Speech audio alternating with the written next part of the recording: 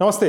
लोकसभा चुनाव 2024 के लिए भारतीय जनता पार्टी की पहली लिस्ट आ गई है। 195 प्रत्याशियों की लिस्ट में इकलौता मुस्लिम नाम जो अब तक सामने आया है वो है डॉक्टर अब्दुल सलाम का। उन्हें केरल के मल्लपुरम लोकसभा से टिकट मिला है।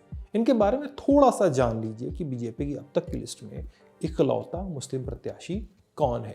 साल 2021 में केरल विधानसभा चुनाव में अब्दुल सलाम मल्लपुरम जिले की ही तिरूर विधानसभा सीट से चुनाव लड़े थे। हालांकि तब उन्हें सिर्फ 9000 वोट मिले थे और वो तीसरे नंबर पे रहे थे। जीते थे इंडियन यूनियन मुस्लिम लीग यानी IUML के कुरकोली मोयुद्दीन। उसके बाद नंबर 2 पर लेफ्ट डेमोक्रेटिक फ्रंट के गफूर लिलिस रहे थे। लेकिन पार्टी ने एक बार फिर से अब्दुल सलाम पे भरोसा जताया। उन्हें फिर से मल्लपुरम में ही लेकिन लोकसभा का टिकट पकड़ा दिया। 68 साल के अब्दुल सलाम इससे पहले 2011 से 15 तक कैलीकट यूनिवर्सिटी के कुलपति भी रह चुके हैं। PhD किए हुए हैं और अपना पहला परिचय शिक्षाविद का ही बताते हैं। myneta.info एक ऐसी वेबसाइट है जहां पे आप जाएंगे, अपने नेताओं, अपने विधायकों, अपने सांसदों या उनके प्रत्याशियों का या उनके कंटेंडर्स का नाम डालेंगे तो उनके बारे में बहुत सारी जानकारियां मिल जाती हैं। जैसे क्या काम करते हैं, कितने मुकदमे दर्ज हैं, कितने क्रिमिनल केसेस दर्ज हैं, कितना पैसा डिक्लेयर किया है, चुनावी एफिडेविट में क्या बताया है, सब कुछ।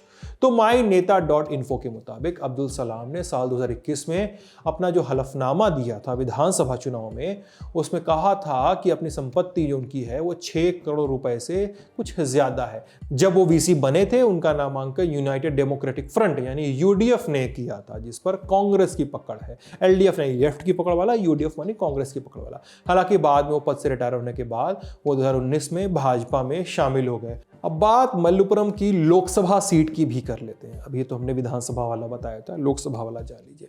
यहां साल 2019 में कौन जीता था? IUML के MP कुन्हालीकुट्टी, नाम में ही MP लिखा हुआ है, मेंबर ऑफ पार्लियामेंट तो ऐसे होता है। MP उनके नाम का फुल फॉर्म कुछ अलग है, इनके नाम में ही NP है। मेरे साथी अभिषेक ने जो लिखा है एक तरह का उनका जो लिखावट का तंज है, लिखावट का जो तुर्रा है वो इस किस्म का है। अब हालांकि बाद में कुन्हालीकुट्टी ने 2021 में विधायकी भी लड़ी थी, जीत गए थे, फिर सांसदी से इस्तीफा दे दिया था। अप्रैल 2021 में इस सीट पर उपचुनाव हुए थे, जब देश भर में सेकेंड वेव के दौरान, कोविड की सेकेंड वेव के दौरान विधानसभा चुनाव हो रहे थे कई अलग अलग राज्यों में, तब इस सीट पर उपचुनाव भी हुआ था।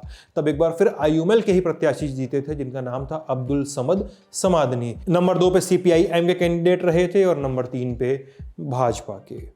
अब 2021 के विधानसभा चुनाव में मल्लपुरम की तिरूर सीट पे क्या हुआ था वो तो हमने आपको बता दिया। लोकसभा सीट का भी ये हिसाब किताब रहा। नए प्रत्याशी सामने आ गए। हमारे साथी अभिषेक, जैसा हमने पहले बताया, उन्होंने स्क्रिप्ट लिखी है। मैं हूं सिद्धांत, शूट कर रहे हैं आलोक, आप लल्लन टॉप दिख रहे हैं। बहुत बहुत शुक्रिया।